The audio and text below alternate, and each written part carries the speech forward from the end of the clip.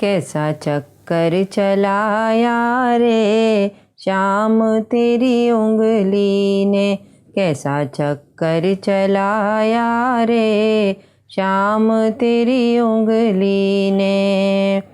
जब गजराज ने तुमको पुकारा, जब गजराज ने तुमको पुकारा, कैसा ग्राह छुड़ाया रे श्याम तेरी उंगली ने, कैसा ग्राह छुड़ाया रे श्याम तेरी उंगली ने, कैसा चक्कर चलाया रे श्याम तेरी उंगली ने।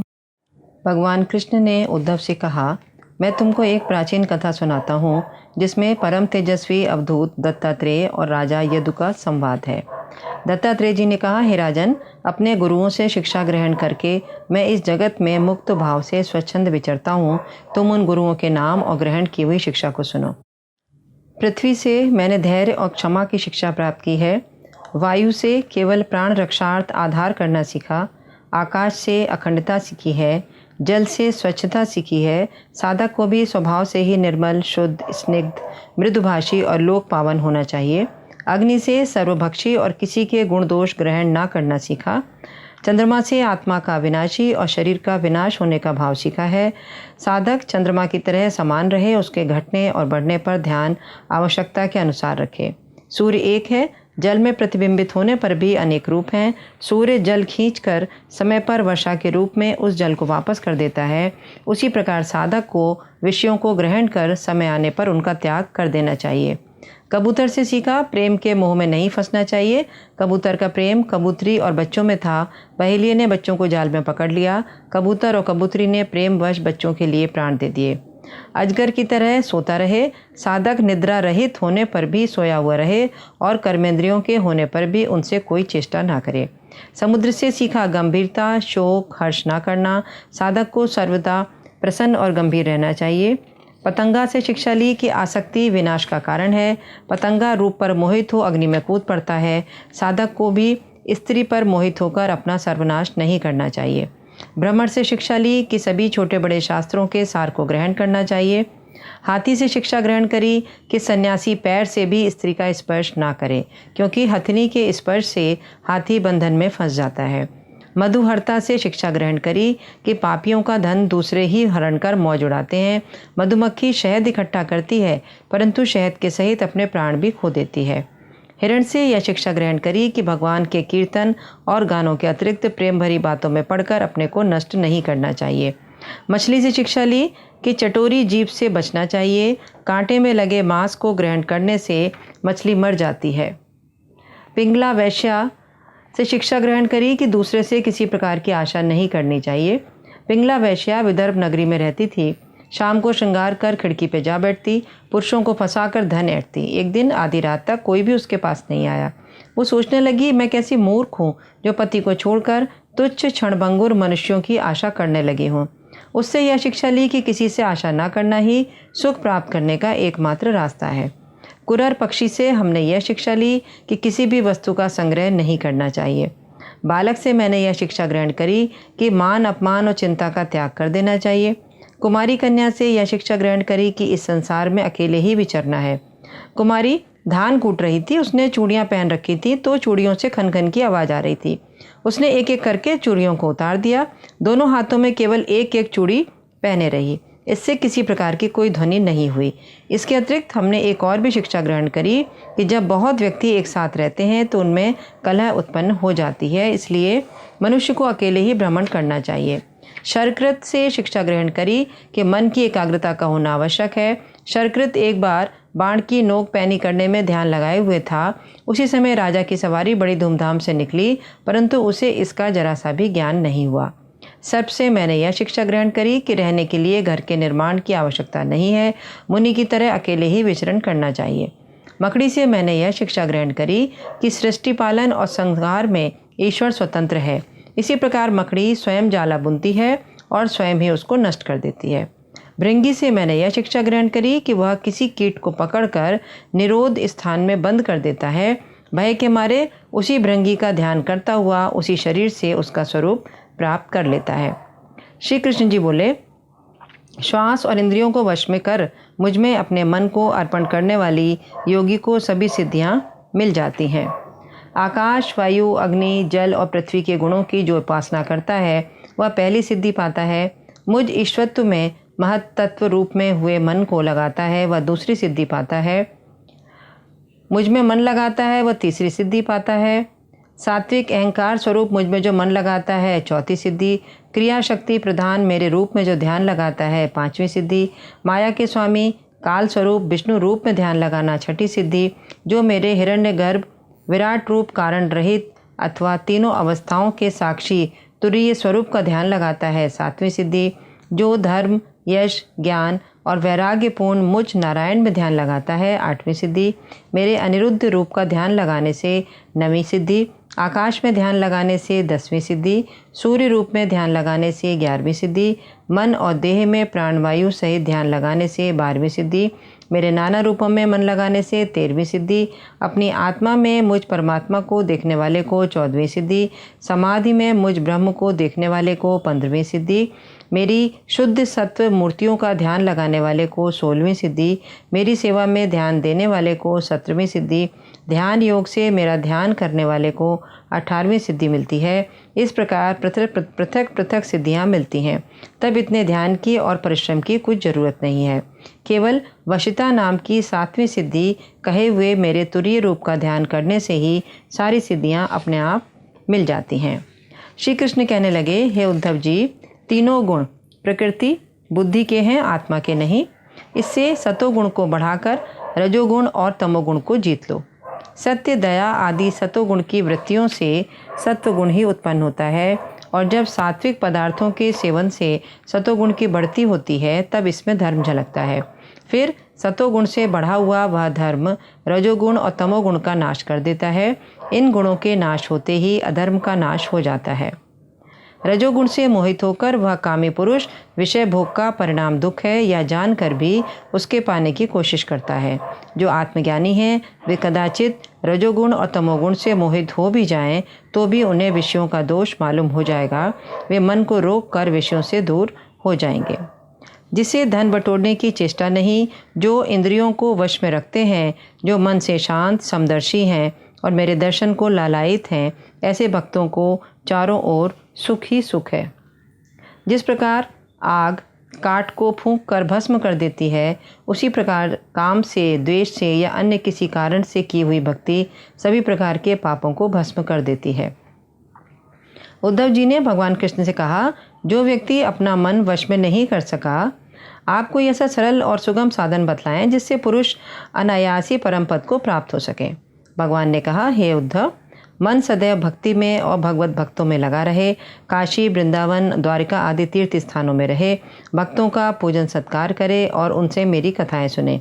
एकादशी का नियम पूर्वक व्रत करे। मेरे मंदिरों के उत्सवों में द्रव्य देकर सहायता करे। किसी प्राणी का मन या वाणी से कभी अनादर ना करे। जो व्यक्ति श्रद्धा विश्वास से एकांत में इसका मनन करता है वह मेरी पराभक्ति प्राप्त कर कर्म बंधनों से शीघ्र मुक्त हो जाता है। अब तुम मेरी आज्ञा से बद्रिकाश्रम चले जाओ। वह मेरा ही आश्रम है। वहाँ भागवत धर्म का आचरण करो। उद्धव जी भगवान की परिक्रमा कर बद्रिकाश्रम को चले गए। श्री कृष्ण भगवान कहने लगे, उद्धव जी, इस लोक में ऐसा साधु तो कोई नहीं मालूम पड़ता जो दुष्टों के दिए हुए दुखों को शांति और धीरज के साथ सह सके, क्योंकि जैसा घाव नीचों की वाणी से लगता है वैसा लोहे के बाणों से नहीं लगता। मालवा देश में एक धनी ब्राह्मण रहता था। वह खेती और व्यापार से अपनी जीविका करता था। वह ब्राह्मण अत्यंत कामी, लोभी, क्रोधी, कृपण, अधर्मी और स्त्री देवता सभी के लिए अत्यंत दुखदायी था। उसने अपने घर में बांधवों और अतिथियों का सत्कार अन्न धन से तो क्या वचन से भी नहीं किया। उन महायज्ञों के देवताओं के अनादर से धन जोड़ने वाले उस ब्राह्मण के पुण्य नाश हो गए और उसका खेती व्यापार आदि करके मेहनत से जोड़ा हुआ सारा धन नष्ट हो गया। चिंता और संताप में उस ब्राह्मण को वैराग्य से भरा बड़ा उत्तम विवेक उत्पन्न हुआ। जैसे मेहनत और दुख से मैंने धन जोड़ा था, वैसे ही वह धन धर्म कार्य में न लगकर अकारथ ही नष्ट हो गया। सच है, कृपणों और अधर्मियों का धन कभी सुख नहीं देता है। चाहे धन थोड़ा हो या अधिक, पर संताप देता है और इससे संतापित होकर लोग आपस में डाहा करने लगते हैं। जिस शरीर के लिए देवता से प्रार्थना करते हैं उसको पाकर, उसमें भी ब्राह्मण का चोला पाकर उसका अनादर और अपने स्वार्थ मोक्ष का नाश करते हैं। वे लोक में सुख भले ही उठा लें, लेकिन परलोक में ऐसों को नरक ही सहना पड़ता है। इस प्रकार उस ब्राह्मण ने मन में निश्चय कर मैं और तू वाली मन की गांठ को तोड़ डाला और शांत मन होकर सन्यासी हो गया। श्री सुखदेव जी कहने लगे, हे राजन, दारुक के चले जाने पर ब्रह्मा, शिव, पार्वती, इंद्र आदि देवता आकाश से फूल बरसाने लगे। तब भगवान कमल नयन ने उन ब्रह्मादिकों की ओर एक बार देखकर अपने कमल नयन मूंद लिए और योग समाधि में अचल हो शरीर सहित स्वर्ग को चले गए। श्री कृष्ण जी के जाते ही सत्य, धर्म, धीरज, कीर्ति और लक्ष्मी जी भी यहाँ से चल दी। भगवान ने यादवों के कुल में जन्म लेकर यादव शरीर से अनेक लीलाएं करी। अपनी माया से अनेक कुलों का संहार कर अपनी इच्छा से देवलोक प्रस्थान किया। ये जिस काम को करने आए थे उसको पूरा कर चुके। उन्हें इस शरीर से जब कुछ करना बाकी नहीं रहा तब वे अपने उस दिव्य लोक को चले गए। फिर उन्होंने उस शरीर को यहाँ रखना उचित नहीं समझा। जो पुरुष प्रातःकाल शुद्ध मन और निश्चल गति के साथ भगवान की इस दिव्य गति को गाता है वह उस गति को पाता है। श्री कृष्ण से विदा होकर दारुक सारथी द्वारका आया। यादवों का मरण, कृष्ण तथा बलराम का स्वर्गगमन सुनाया। वसुदेव, देवकी, रोहिणी आदि व्याकुल हो पछाड़ खाने लगे। सभी स्त्रियां अपने अपने पतियों को सादर भेंट कर चिता पर चढ़ गईं। बलराम जी की स्त्रियां, कृष्ण जी की पुत्रवधुएं, उनकी रुक्मणी आदि पटरानियां और रानियां सभी अग्नि में प्रवेश कर गईं। उस समय अर्जुन भी बड़े व्याकुल हुए, किंतु भगवान के दिए हुए गीता के उपदेश से उनको शांति मिली। हे राजन, कृष्ण जी के द्वारका छोड़ते ही समुद्र उमड़ा और उसने भगवान कृष्ण जी का मंदिर छोड़कर बाकी द्वारकापुरी को अपने में मिला लिया। जो यादवों की स्त्रियां मरने से बची रहीं उनको लेकर अर्जुन इंद्रप्रस्थ गए और वहां वज्र को गद्दी पे बैठाकर राजतिलक लगाया। कलयुग में पृथ्वी के राजाओं का वंश वर्णन। श्री सुखदेव जी बोले, हे राजन, उस वंश का अंतिम राजा पुरंजय होगा और उसका मंत्री शुनक अपने स्वामी पुरंजय को मारकर अपने पुत्र प्रद्युत को राजा बनाएगा। उसके पालक नाम का पुत्र होगा जिसके विशाख यूप और उसके राजक तथा राजक के नंदीवर्धन नामक पुत्र होगा। प्रद्योत आदि पांचों राजा प्रद्योतन नाम से प्रसिद्ध होकर 138 वर्ष तक पृथ्वी का राज्य भोगेंगे। शिशुनाग नामक राजा राज्य करेगा। शिशुनाग आदि 10 राजा जो कलयुग में 360 वर्ष तक पृथ्वी का राज्य करेंगे। इनमें जो महानंदी नामक अंतिम राजा होगा उसको एक शूद्रा के गर्भ से नंद नामक पुत्र की प्राप्ति होगी। यह क्षत्रियों का नाशक होगा और उसके समय के समस्त राजा शूद्र और अधर्मी हो जाएंगे। नंद बड़ा ही क्रूर होगा, उसकी आज्ञा को कोई टाल नहीं सकेगा। वह दूसरे परशुराम के समान होगा और क्षत्रियों के वंश का समूल नाश करके पृथ्वी का एक क्षत्र शासन करेगा। इसकी शूद्रा रानी से सोमाल्य आदि 8 पुत्र होंगे जो राजा होकर 100 वर्ष तक पृथ्वी पर शासन करेंगे। फिर चाणक्य नाम का एक ब्राह्मण उस महानंद नामक शूद्र राजा और उसके 8 पुत्रों का वध कराकर उसका समूल विनाश करवा देगा। मौर्य वंश के चंद्रगुप्त नामक सम्राट को चाणक्य द्वारा सर्वप्रथम शासन अधिकार प्राप्त होगा। पश्चात चंद्रगुप्त का पुत्र होगा वारिसार। वारिसार का अशोकवर्धन, अशोकवर्धन का सुयश नामक पुत्र होगा। उसके संगत का शालिशुक, उसके सोम शर्मा, फिर सोम शर्मा का शतधन्वा, शतधन्वा का वृहद्रथ नामक पुत्र होगा। ये 10 मौर्यवंशी राजा भी 137 वर्ष तक इस पृथ्वी का राज्य करेंगे। इसका जो वृहद्रथ नाम का अंतिम राजा होगा उसका सेनापति पुष्यमित्र शुंग अपने स्वामी वृहद्रथ को मारकर स्वयं राजा बन बैठेगा और इस प्रकार शुंग राज्य की स्थापना में पुष्यमित्र पहला राजा होगा। शुंग वंश के 10 राजा 112 वर्ष तक पृथ्वी का शासन करेंगे। अंतिम सम्राट देवभूति होगा। वह अत्यंत विषयी होने के कारण अपने कण्व वंशीय मंत्री के हाथों मारा जाएगा।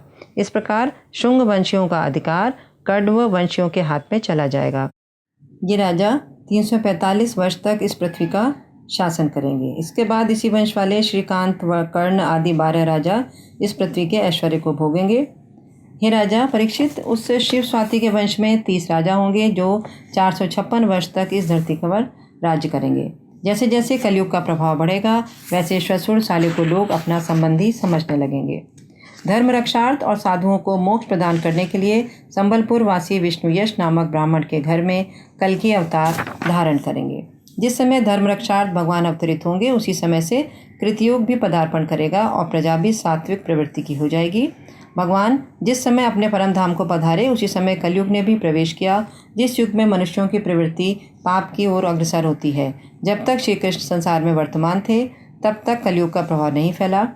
राजा शंतनु का बड़ा भाई देवापी, जिसका जन्म चंद्रवंश में हुआ था, और सूर्यवंशीय मरु अपने महायोग बल से कलाप ग्राम में आज भी समाधिस्थ हैं। वे दोनों कली के अंत में भगवान वासुदेव की आज्ञा से पहले की तरह वर्ण और आश्रम धर्मों को फैलाएंगे। पहले कृतयुग, उसके बाद त्रेता, द्वापर, अंत में कलयुग। इस क्रम से सभी युग आते जाते रहते हैं। प्रत्येक युग के प्राणियों का आचार विचार भी वैसा ही हो जाता है। श्री भागवत भगवान की है आरती, पापियों को पाप से है तारती। ये शांति गीत पावन पुनीत, हर कष्ट मिटाने वाला, सब दर्श कराने वाला। ये सुख करनी ये दुख हरनी, श्री मधुसूदन की आरती। पापियों को पाप से है तारती, श्री भागवत भगवान की है आरती। पापियों को पाप से है तारती, पापियों को पाप से है तारती।